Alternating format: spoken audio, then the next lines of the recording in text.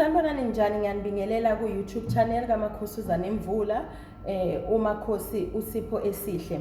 Ivideo le engiyithembisile ngale ka TikTok ngathi ngizoza nayo la ka YouTube because ka YouTube sinesikhathi esiningi angeke lokho inqamuka kuba part 1 part 2 part 3. Ngithembisa labantu ababona ukuthi sekuyoze kuyoshaya uMarch inyanga yesithathu enyakeni but izinto zabo ayikhanyi. By this time ubunethemba lokuthi uzobe ususebenza, or this time ubunethemba lokuthi ibhizinisi lakho lizoba selenza kahle, kodwa kuthulekile. Ngiza ne-ritual ya 21 days la, kodwa within 21 days ngicela ubuye ne-comment kule video uzofaka i-testimony. Before siqhubeke ngiyacela uklikhe usubscribe button la ngaphansi uzobona la ukuthi subscribe khona uzokwazi ukuthola ama videos ami njalo mangabe ngipostile. And please also like this video. You can share it with your friends. You can take a link and share it with your friends. Kunesibusiso esikhulu ukushare izinto ezinhle. Okay, le ritual yethu yokukhanyisa izinto, yokuqaqa amafindo nokuvula iminyango evaliwe, sidinga ama ingredients awu4 kuphela, and they are easy to get and they are very very cheap. Less than 50 rands uphuma nawo lama ingredients awu4. Eyokuqala i-ingredient i-cinnamon powder. I-cinnamon powder iyatholakala kuma retail shops like ama big supermarkets. Mawuya lapha ya kuma spice aisle ubheke uzobona i-cinnamon powder. Remember, organic spices atholakala kuma box orange. If we do not have an egg box orange, you can get even egg plastic, but as long as it's written cinnamon powder. And then we need sea salt, whether it's fine or it has grains, it has stones. I crushed it, ngicrushile ngenzela ukuthi ibe fine, but as long as it's written sea salt. Eyesithathu ingredient i-tap water, amanzi aphuma empompini. Fanele kuba amanzi aphumayo aranayo empompini. If ungenawo umpompi uwakhe ngojeke, ucela umuntu ozokuthela izandla, amanzi ehle ube ugeza izandla. Eyes4 nebaluleke kakhulu, it's faith, ukholo.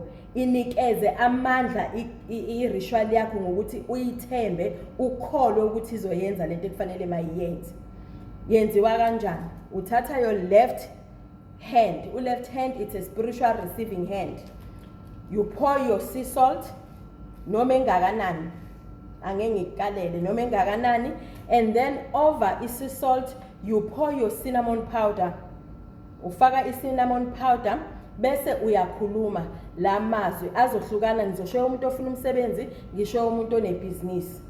Uzothatha wena leqondene nawe, ungakubhangi, ungakwenzi kube kubili, udide ingilosi zakhe. Ingilosi yakho fanele yazi ukuthi izokucelelani, izokubuyisela impendulo yani. Uma ufuna umsebenzi akube umsebenzi, makuyibhizinisi akube ibhizinisi.